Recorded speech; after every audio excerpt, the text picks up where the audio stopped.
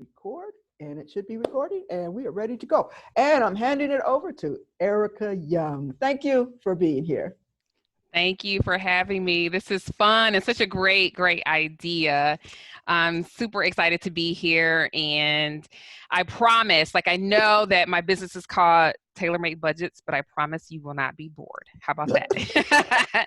I think a lot of people have negative connotations around budgeting, and lots of people don't want to look at their money, and we're scared, nervous, frustrated. And even more so now, and I'm calling it in times of COVID, where lots of people have experienced some type of financial change during this season. And I think even more, we have to pay attention to our money. So I'll give you a little backstory. I've actually been helping people with their finances through financial coaching for the last 15 years because my husband and I had a whole lot of debt. So the truth of the matter is that we kind of chase the American dream like everybody tells you to do, and the problem I find with that is that debt comes along with that story.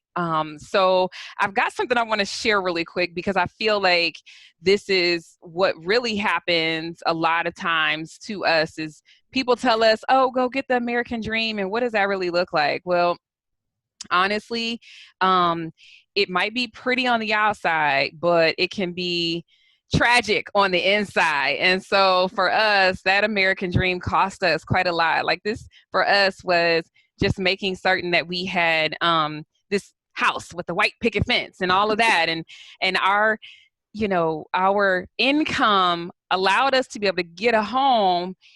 But the problem was that debt came with it. I mean, we were professionals. We went to college. We had student debt. We were professionals. We had needed a car so we can get to work. So we had car debt. And we were just normal. So we had credit card debt. And so that is what the American dream is. Go get what you need and pay for it later.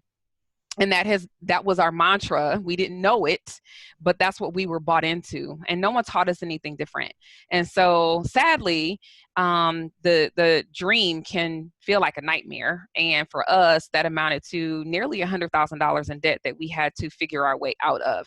And what I find is missing is that people don't think about what is it going to take for you to either get free or to get a handle on your finances. And that is what I do in terms of my work. And so honestly, we're going to talk about budgets. And like I said, it won't be boring, but the whole point is, what do you need to do in moments and times like this right now to reassess and to pause and reflect on what is your best next step?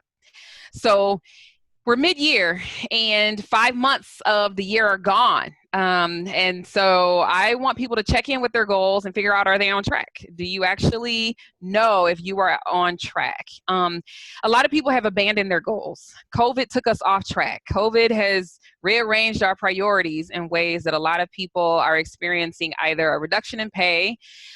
They have either lost their job or have been furloughed. And for a season, their income has shifted.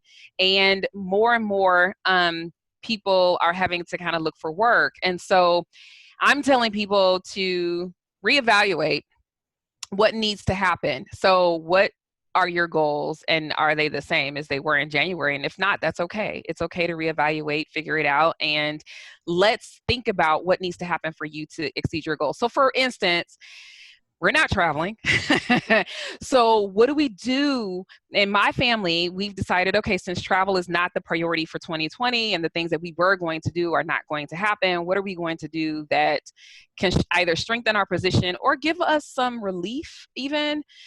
So one of the things that we're doing is repainting a couple of the rooms in our house to make it, I mean, we're here all the time and we need a different change of scenery. We can't leave.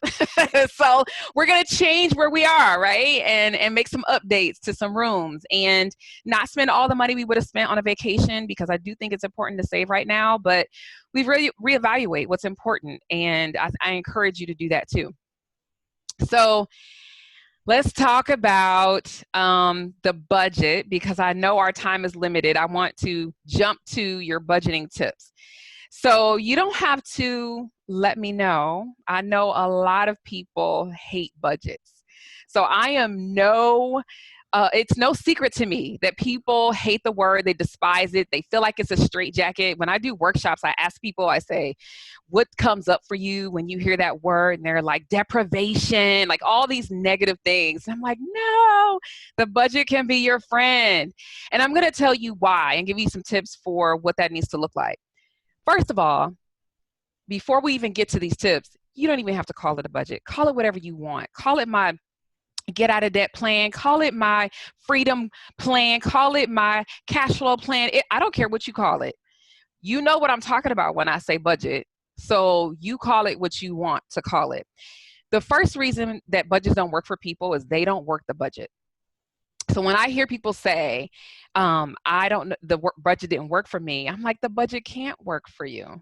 You have to work the budget. So you got to look at that thing. So when you write it out, when you reassess, when you look back and say, what is important during this season in terms of my cash flow? And I call it the 4 walls. These are food, shelter, transportation, and your utilities. These are, your shelter, like the basic needs. When you look at it, you work the budget, you put it into place, you pay the bills, you make certain you're on track. If you spent this amount on food, you can reevaluate. You got to work the budget. So you have to look at it. So the biggest thing that I can tell you is look at it routinely, look at it weekly, put 15 minutes on your calendar to actually look at your plan, review your goals. Are you on track? What needs to change? What was your income? What was your outgo? Did something happen differently? Work the budget. Be thorough when you actually have a game plan. So include as many things as you can. If you don't include everything, something's going to fall through the cracks and you're going to feel bad about it. And even when I say be thorough, I do mean put some cushion in the budget. You need some miscellaneous. And down here on the bottom of this, I say include some fun money. You need to have a little bit of wiggle room. And if your budget is that tight, it might be time to increase your income in some type of way. And people are getting super creative in how they increase their income too right now. Get buy-in from everyone. So, and this doesn't mean everybody has to sign off on the budget. It doesn't have to be this big thing. But if there is more than one person in the house, we need to think about the needs of everybody. That's important.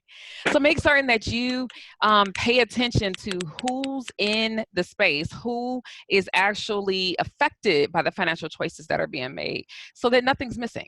That's important. For people with little kids, I say make certain that you got all of the needs taken care of for them. For people who are married with no kids at home, I mean, honestly, if there are activities or things that you guys like to do, make certain that that's included, because if you exclude the needs of someone, that budget is not going to work. It just won't.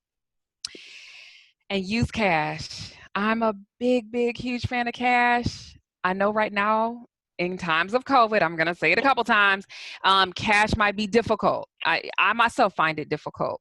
And this, again, is why it's important for you to just spend 15 or 20 minutes a week just kind of reviewing your spending if you're using simply your debit card and you're not able to exchange cash with people, because cash is finite. And we tend to, with any type of plastic, use that plastic, we'll spend 12 to 18% more than we would if cash were used. So just know and be aware that we are way freer with our debit cards, our credit cards, and all of that, because we see it as a bit more unlimited than we see cash. Cash is fine out. And lots of people will say, I'm not spending my cash on that. And there's more to that story. It's very psychological. And it's really important that you pay attention to that. When it concerns budgeting too, make it zero-based. And this means spend every single dollar on paper before the month begins. If you don't do this, if you do nothing else, the budget can be your plan for every single dollar that comes into your household for the next month. And so you want to write down every single place where it's going to go. You haven't won if you have $100 or $200 left. If you need to, put it into savings, put it on some debt, put it on that household project, but give it a home, because then you'll know if you were able to meet all of the things on your must-do list because you included it into the plan. Plan for non-monthly. Now, this I think is the thing that catches us. This is the thing that kind of bites us in the tush, if you will, because there are things that are quarterly, there are things that are annually, and we forget. And so think about writing down a list so that you don't miss out on those things, and look at your spending. Look at your all of the subscriptions and the annual ones, and just pay attention to when those things come due, because that is going to make a difference. When you review that on a regular basis, you're going to start not missing stuff. And one tip that I say to people is set all of that money aside on a monthly basis. I've got an HOA. And there's no way in the world I want to be spending $600 come January right after the holidays on the HOA. I don't care. That's frustrating. But $50 a month I can do, right? So I can save that and be prepared for January as opposed to unprepared when it comes. So think about that. And then also include some fun. Budgets can be fun if you put it in there, right? So I want you to think about what self-care things you might need. If there's some extra things that make you, feel like, okay, this is worth it, or for some folks, it's simply having some dining out. Put a little bit in there so that you can feel good about the fact that, okay, this doesn't have to be a straitjacket. It can actually include some stuff that I enjoy. And then the last two, one is create a spending plan. A budget's great, but a spending plan makes it real. So if you have multiple times throughout the month that you get paid, then create a spending plan that shows that. So it would be nice to be able to spend all the money in the different places one time per month, and just know that I don't have to look at it again. But if you get paid twice a month or multiple times in the month, you can't pay all the bills at one time. The spending plan fixes that and shows you a cash flow strategy so that you know what's coming in and what's going out when, because that's super important. And then I just say, stop using credit. Now, let me have this disclaimer here. I hate debt because I see what it does to people in their financial lives. I just don't like it. I have plenty of people who use credit, pay it off, use credit, pay it off, use credit, pay it off, use credit, pay it off. The responsible use of credit is to put it in the budget. Use it so that you can have a healthy credit score and or get the points, whatever your motivation is for using the credit card, and pay it off because the budget already has the money in there. So I'm not going to get upset with someone using credit, because honestly, that's not a battle I'm willing to fight. But if you want to use it responsibly. Use it, pay it off, use it, pay it off. That's how you build your credit score and improve that, because they're seeing the responsible use of credit. So those are some budgeting tips. I'm happy to field any questions if you guys have any in the chat. And if you don't, I'm happy to move on as well to talk about getting out of debt, if that's a part of your strategy too. I'm jumping in just for a real quick question. Your budgeting tips, could they be used both in business and in personal life? Yes, absolutely. So there's a couple things that I will say where it concerns business. The cash flow is huge. So I think that you need to be thorough. I definitely have that people need to understand the non-monthly things that come out. Make certain that you have some investments. It might not necessarily be fun money into the actual business budget, but investments in the business, that's also a place that you need to be setting funds aside as well. The biggest difference I would say in business and personal is that it's difficult to make it zero base if throughout the month you don't know what's actually going to come. So the one thing I'll say for business is that you need a forecast for income for as long as you can, depending on what the business is. And so I typically will look at what type of business it is. Like I've had landscapers, and they know that, right now is a really high season for them, but December may not be quite as much, no matter what part of the country you're in. And so there's a lot that you kind of goes into looking at a forecast of income. So that's the one thing I would definitely add. And then zero base is kind of difficult to do for business because, honestly, I just don't want you to spend it all the way down. Let's see. All righty. Let's talk a little bit I'm happy to, again, field any questions that you might have.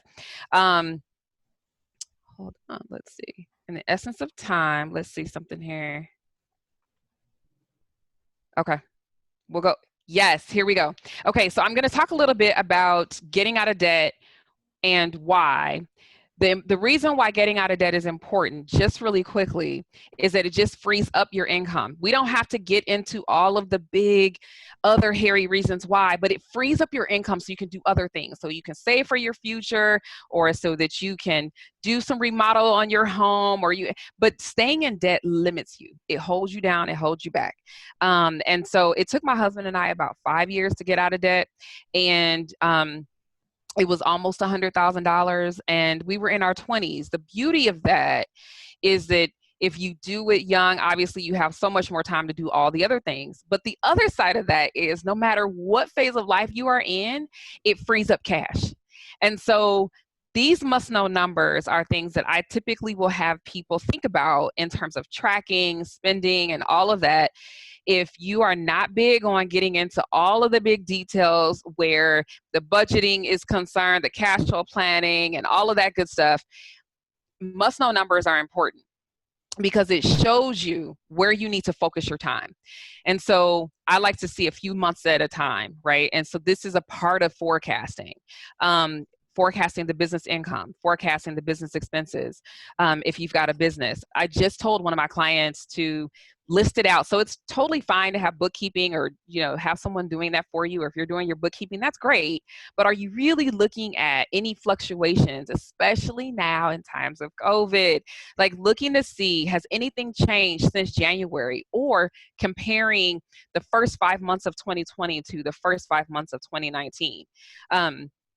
To see any fluctuations and things like that. This has been super important to people who are looking to get help and assistance through the CARES Act. This is where you start to see, do I need to go get some of the resources that the CARES Act provided in terms of PPP funds, or a loan in some way for a season to get through this, to maybe help out my employees, make certain that they are going to be okay, or to just kind of keep the lights on.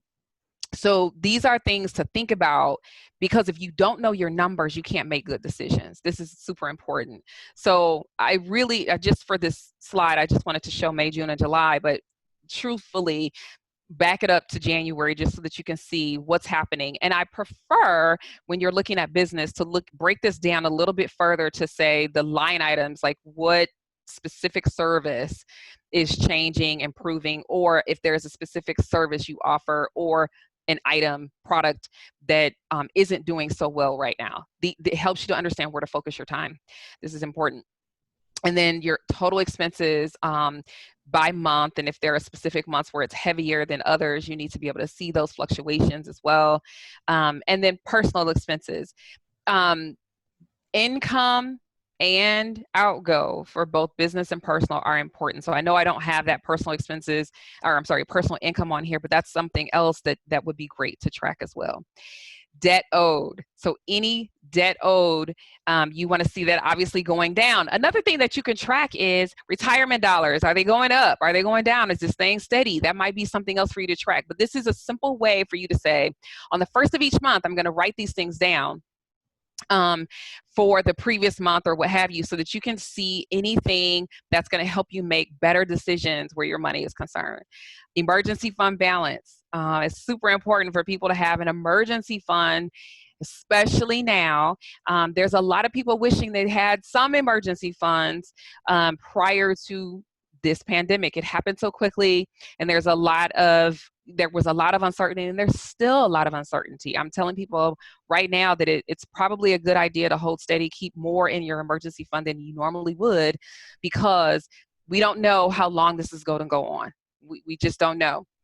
It's better to be safe than sorry. And if you have more money in savings, there's a less risk that you're going to be going back into debt. So we want to avoid a catastrophe, honestly, for 2020 financially, if you can. And an emergency fund balance will be able to help you, weather that storm a little bit better. And then a credit score. And here it's super easy. Just get Credit Karma. Credit Karma, you can look at your credit score at any time. They have two of the three credit reporting agencies, and you can see all of the information on there. You just have to beware. Don't go get new credit when you have it. You just use it for your own information, so that you can understand, is your credit improving? How are things going? Is there something that you need to be looking at? Are there errors on your report that you need to dispute? So being aware of that is very important. And so if there are any changes in your debt, you're going to see changes in your credit score, and that is a place to see that.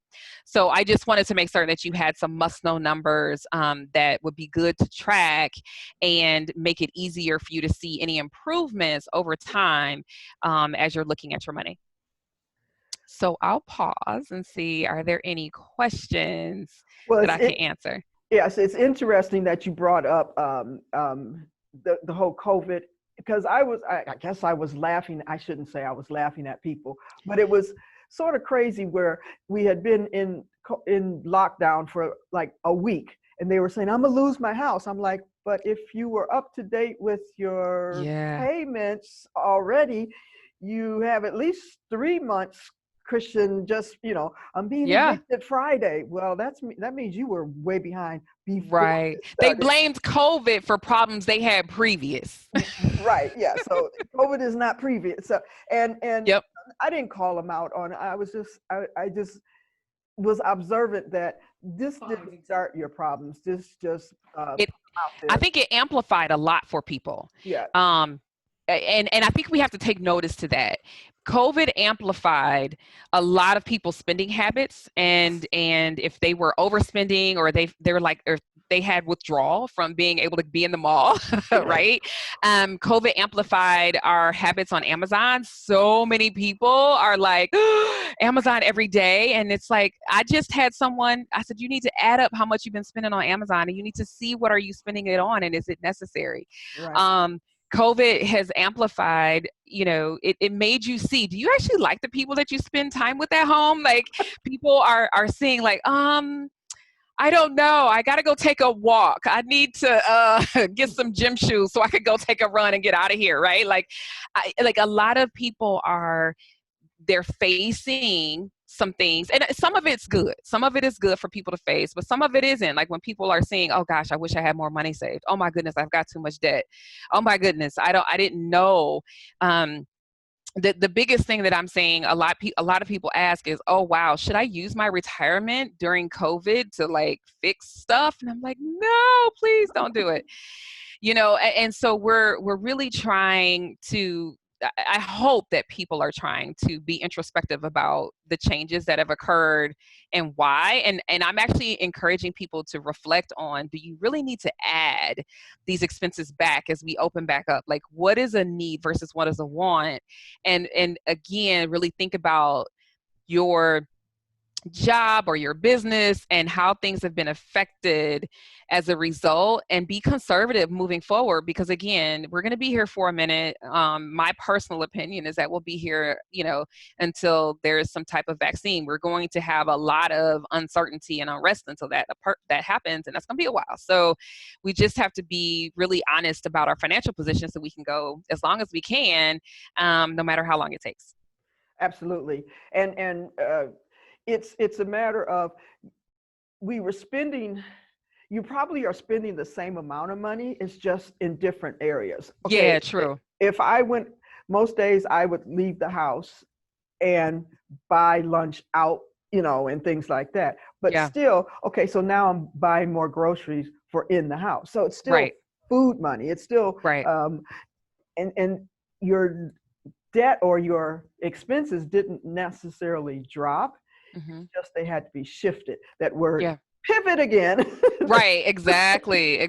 That's important for people. And I think people need to notice. I do think, though, that some people have, like, if they were working, they probably have less gas money. If they were, if they're not dining out or they don't feel safe. I think it also is in how safe you feel about getting out and doing some of the stuff that you still could do, like grocery shopping and that kind of stuff. But in terms of the malls and the movie theaters and entertainment and personal care, I had to go get a box hair and hair color, and that's way less than my beautician. So, but Hey, you're and I right. didn't do anything. Hey, It's getting spent somewhere. The question is where, So yeah, yeah, but reevaluating is always a good idea. absolutely. Are there any questions from? We got a nice little crowd out here. Any questions Yeah. out there? Quite thorough, actually. Yay. No questions, but I just want to compliment Erica. That was an amazing presentation. I just love the info as it was presented. Great tips that you provided everyone. So thank you very much. Thank you. Appreciate that. Glad to Yeah. be here. Yes, we have a little bit for everybody. It's life, business, exercise, health, a little bit of everything. Fun, entertainment, all of this is going to be popping up today. So I want to thank Erica. Make sure you put your contact information in the chat box, because I'll be downloading that and saving that. And the recording of this will be available on the Philantrepreneur Show on YouTube. Awesome. Thank you again, and I'm going to stop this recording and we're going to move on to the next segment. Thank you.